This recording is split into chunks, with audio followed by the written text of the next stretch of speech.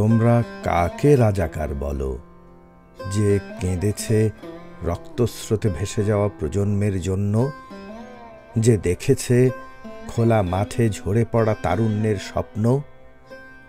তোমরা কি তাকে রাজাকার বলো, যে একবার প্রশ্ন তুলেছিল কেন মাটির গন্ধে রক্তের দাগ লেগে থাকে? তোমরা কাকে রাজাকার বলো, যে কেঁদেছে অসহায় মাতার আঁচলে মিশে থাকা একগুচ্ছ মৃত স্বপ্ন দেখে? তোমরা কাকে রাজাকার বলো, যার জিজ্ঞাসা নির্বাক পিতার কাঁধে কেন রক্তের ছাপ? তোমরা কি তাকে রাজাকার বলো, যে শুনেছে গুলি আর রক্তের মাঝেও এক শিশুর কান্না? তোমরা কাকে রাজাকার বলো, যে থমকে গিয়েছিল প্রার্থনার সুরে, যেখানে বারুদের গন্ধ ভেসে এসেছিল বাতাসে, যে বলেছিল তোমাদের চেতনার ঘর কি এতটাই অন্ধকার যে আলো সেখানে কাঁদে?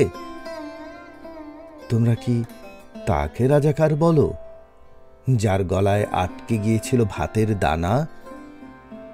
গাড়ি থেকে টেনে ছুঁড়ে ফেলা যে ছেলেটার শ্বাস তখনও সচল ছিল? তোমরা কি তাকে রাজাকার বলো, যে ভাঙা পেন্সিল হাতে লিখেছিল মানুষ শুধু মানুষ হয়ে বাঁচুক? তোমরা কাকে রাজাকার বলো, যে সত্যের জন্য গলা ফাটায়, মৃতের নাম জানার জন্য দাবিতে মিছিলে আগুন ঝরায়? তোমরা বলো লাল জুলাইয়ে যে কাঁদে সে রাজাকার, যে ভালোবাসে সে শত্রু। জেনে রাখো, নাম বদলে গেলেও মাটি বদলায় না, নদীর স্রোত থেমে যায় না। শুনে রাখো, তোমাদের রাজাকার নামে লুকানো অভিযোগের ভারে আমরা আছি এবং ছিলাম। তারুণ্যের অরণ্যের শিকড়ের মতো দেশপ্রেমের গভীর শেকড়ে আঁকড়ে ধরে রেখেছি সবুজের প্রতিশ্রুতি।